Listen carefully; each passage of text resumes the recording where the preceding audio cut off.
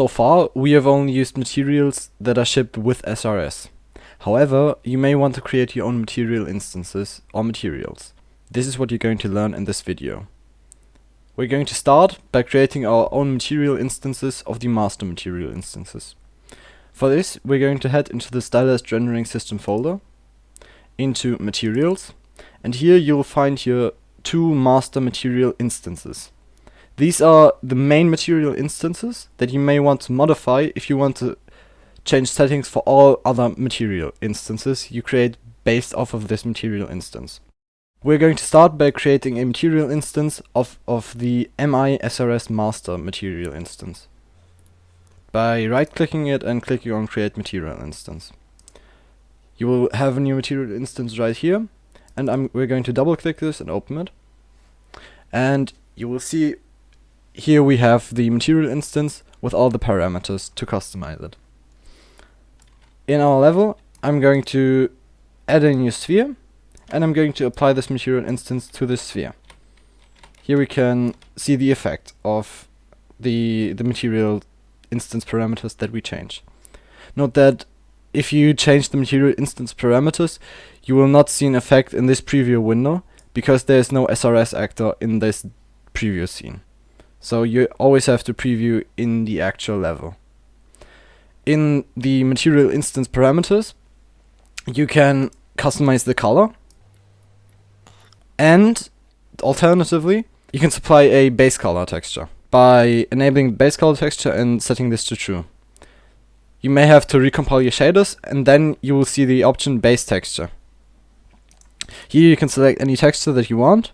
By default, it's this default texture, and this will be the texture that's going to be applied as the color for your material. You can also supply a base color tints to tint this texture. For now, we're going to leave this disabled and just work with a basic single color. In the next category, you can set your material to be metallic or non-metallic. If you enable metallic, you will see that your material has a slight gradient. This is controlled by metallic color modulation strength. If you want to disable this for a single material, just enable this and set this to 0. If you want to disable this for all your materials, go to this master material instance and enable this metallic color modulation strength parameter and set it to 0. This will now replicate to all metallic materials that you create based off of this instance, and now all your materials will not use this. By default, however, I'll leave this enabled.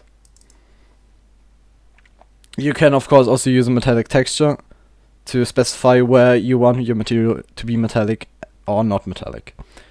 In the next category, you will be able to control highlight and rim light sizes with these two parameters, and you can also supply a texture, and if you do that, you will have two parameters: highlight rim light remap low and rim light remap high.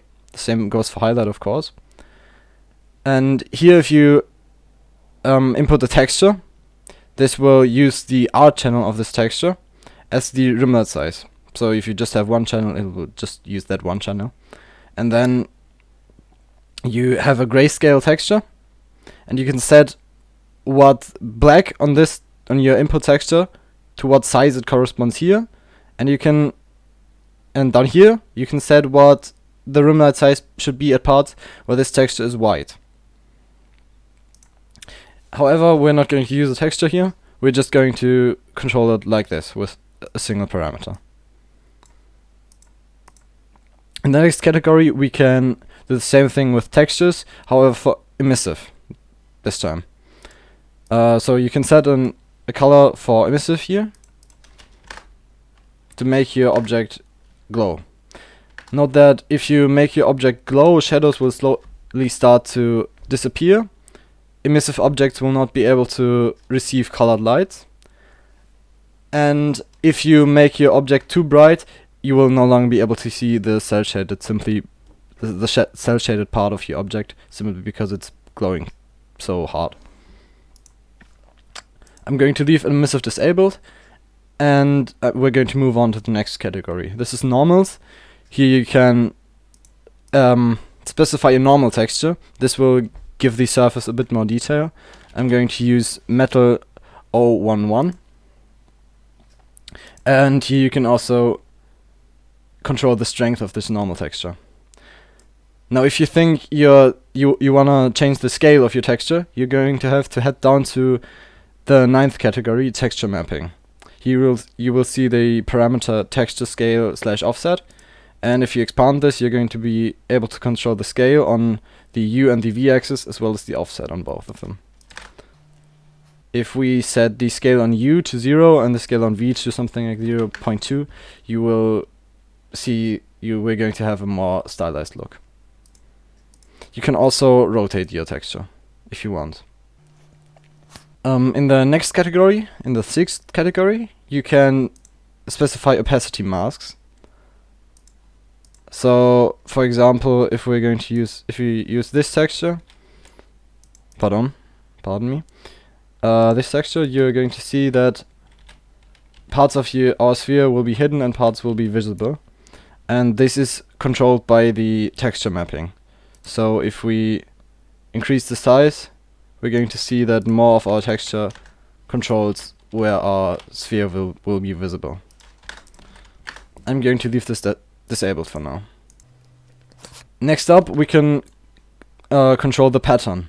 This is something that's exclusive to SRS, and it controls how your highlights, rimlights, and shadows will look by applying a texture that controls where your highlights, rimlights, and shadows will be visible. So you can use any texture that you want. However, SRS ships some textures specifically for this purpose. Those textures have the prefix T_SRS_P. So all of these are for patterns. What you can do is you can control the scale of this pattern texture by changing this parameter. This will control the scale uniformly. If you want to change the scale on the horizontal and the vertical axis independently, what you have to do is you have to set pattern scale V to something that is not 0, and then it will override the V that you specified in the upper one. So if I change this, you will see we're adjusting the scale on the vertical axis. You can also rotate patterns down here. In the next category, you can specify displacement. This simply gives your mesh more bumpiness. So you can see this if I select a noise texture right here and increase the displacement strength. You will see that our mesh becomes a little bit more bumpy at some point. The tiling of this texture is of course also controlled by texture mapping. Lastly, if you don't have textures for rim light and highlight size, but you have specular and roughness textures, what you can do is you can enable this option, use specular and roughness inputs, and then you will get 2 new inputs for roughness and specular textures. And the material is going to convert these inputs to your highlight and rim light sizes, to your new highlight and rim light sizes. As I do not have any roughness and specular textures for this material, I'm going to disable this. So now we have created a new material instance of the master material. We can also create a material instance of the translucent master material. Here you can control very similar things. In the categories from 0 to 5, at the bottom you will see 3 more categories called Advanced Highlight, Advanced Rim Light, and Advanced Shadow. We're going to go in depth on these in another video. For translucent materials, you can control the base color, and you can control the multiplier that controls how dark your shadows are. So the darker this value is, the darker your shadows will become, and the lighter it is, the less your shadows will be affected. You can also make your shadows a specific color by shifting this multiplier to, let's say, green. And now if we set the base color to something that is white, your shadows will appear green. You can also specify the color for the highlight.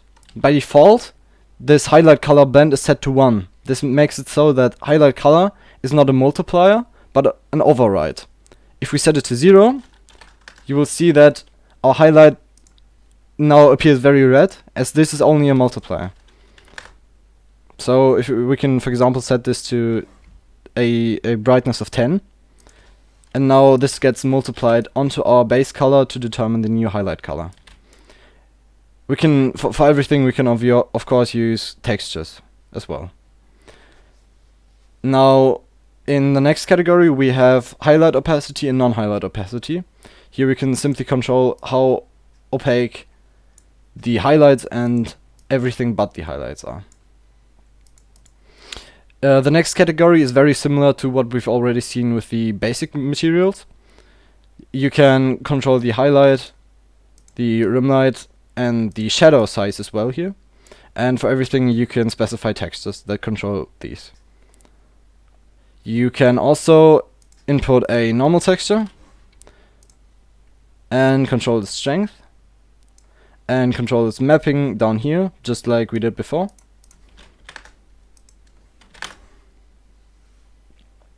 And we can also enable patterns. Okay, once it's compiled, you can specify a pattern texture. And just like before, you can control the scale and the rotation of this pattern texture. And you will see one more parameter called anti-aliasing. This exists for other materials as well, but somewhere else, and we're going to go into that later. And this anti-aliasing simply controls how blurred out your noise will be. So if you use some more complex patterns, you can anti-alias them, so make them less pixelated by increasing this. Or you can make them more sharp by setting this to 0. With this done, we're going to move on to create our own materials. For this, I'm going to go into the content folder and create a new material. I'm going to call this m_basic. And to make this new material that we're going to create compatible with SRS, we have to add a single node. This is called SRS_material attributes. This node hijacks some of those nodes, those input pins, and allows you to input some SRS specific options. So you're going to be able to control whether your material is metallic, the rim lights and highlight size, the pattern, and you're going to be able to input emissive color, so SRS knows when your material is emissive and is able to handle that well. Once you've input all this, you're good to go. So you have to connect metallic and specular, specular and specular, roughness, roughness, anisotropy, anisotropy, and emissive color to emissive color. And now we can, for example, specify a base color. And we're going to be able to control our rimlet and highlight size however we want. I'm going to use a debug time sign and connect this to our rimlight size. And I'm going to add a 1- node and connect this to our highlight size scale. And I'm going to promote this speed input to a parameter, so we can control the speed in an instance of this material. Now what this is going to do is we're going to have a material, and the rimlet and highlight size of this material will constantly be varying. You're going to be able to see this in a second. I'm once again going to add a new sphere, and I'm going to add this material to it. Now we can create an instance of this material, just like you would with any other material that is not using SRS. And here we can control the parameters we just created, so for example speed, or our color. If we of course have to apply this instance to our object here. Now, you may have already created materials that were not made to be used with SRS. For example, this material on the player character right here. Now I'm going to show you how you can convert your material to be able to be used with SRS. Firstly, I'm going to set the character, or right here, to custom depth, and it will already appear cel-shaded. However, we do not have control over every attribute, and there might be some artifacts. To get rid of this, we have to make this material compatible with SRS. So let's navigate to the material down here, m_male_body, and here you will see a material output. We simply have to break these material attributes, and I wanna convert our specular and roughness inputs to rimlight and highlight size scale using the node SRS attribute converter. And then I'm going to use the SRS material attributes node to give us the material attributes that are compatible with SRS. So now we're going to have to add a node called set material attributes right here and connect this to the output. And on the left, we're going to have to add a few pins up until emissive. We can remove base color. And now we're going to have to connect every output pin of this node to the output pins of the set material attributes node. Now we can also connect metallic of our break material attributes node to metallic of our SRS material attributes node, so our material switches metallic depending on how it is in the original material. And we're going to have to connect emissive color to emissive color right here. With this done, we can hit apply, and our material is now going to work. However, you can see the rim lights and highlight size is a little bit too big, especially the highlight size. So we're going to have to decrease this. For this, I'm just going to add a multiply right here and connect this to the highlight size scale. And I'm going to add a parameter called highlight size modifier. And I'm going to set this to 0.2 and connect it to the multiply node. And while it's compiling, I'm going to create a material instance of this material so we can control the highlight size modifier later. Now with this done, our material for our player character is now fully compatible with SRS, and we're good to use it. Now you may want to create your own translucent materials. For this, we're going to create a new material. I'm going to call this mTranslucent. And in this material, we're going to first have to set the blend mode to translucent. And then we're going to have to add the node SRS_translucent material attributes. This is similar to the attributes node we added previously. However, this is specifically for translucent materials. Connect base color to the base color output, emissive color to the emissive color output, and opacity to the opacity output. Now here you can specify everything you want about your translucent material. I'm going to add a color parameter for our base color, and I'm going to set this to red. I'm going to add a U-shift node and add a time node and multiply this by a scalar called speed. Set this to 0.5 and connect this to the U-shift percentage. This is, we can connect to base color, and highlight color is just gonna be a different parameter,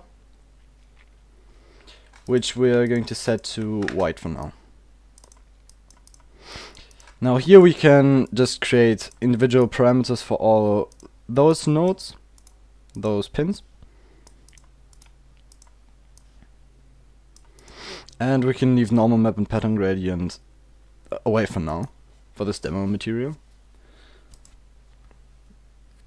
And now, to see what this node does, we're going to have to create a material instance of this material. Now in this instance, you will see there are way more parameters than we just added. This is because our material, our translucent material attributes node adds a few parameters that are specific to translucent materials that you will also find in the material instance we created previously, right here. Those are created using this translucent material attributes node. Now if we go into the translucent instance we just created, we can see that it's already working. I'm going to drag this into our level now.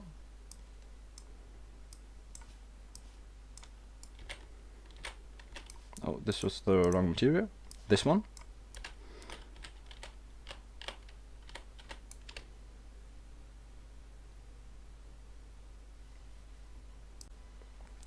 And now we have a working translucent material. However, there are no shadows, no highlights, and no rim lights. This is because the size parameters we created are all set to 0. So let's go ahead and enable these and set all of them to 0.5. The highlight scale maybe to 0.2.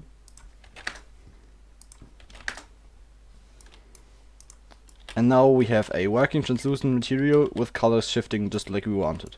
And of course, if we wanted to, we could also modify our highlight and rim light and shadow sizes using different nodes to make them bigger or smaller depending on time, or do whatever we want with them.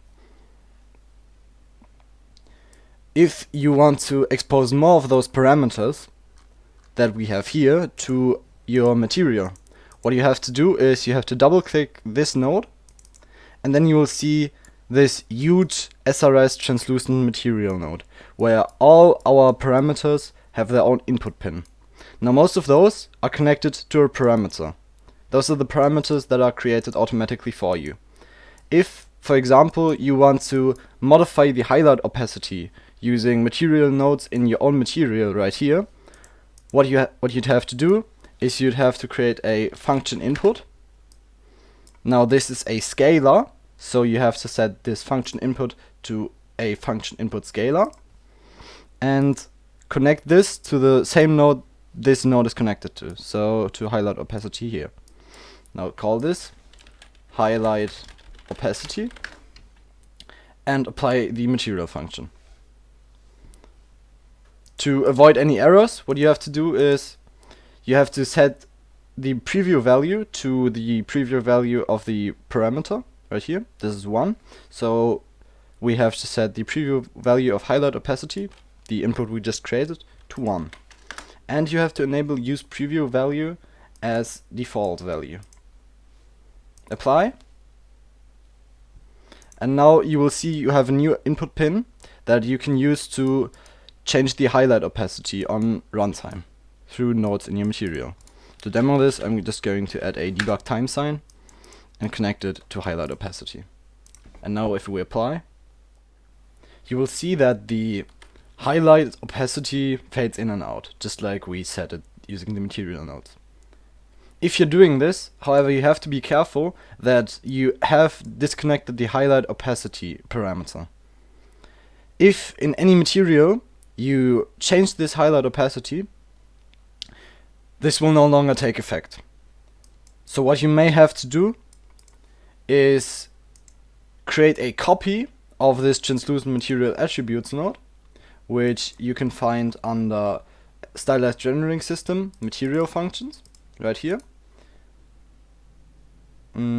Duplicate. And in this duplicate you can just connect your function inputs however you want to this translucent material node. And then if you want to create your own materials, just use the duplicate you just created instead. In the next part, you're going to learn how to configure the SRS actor.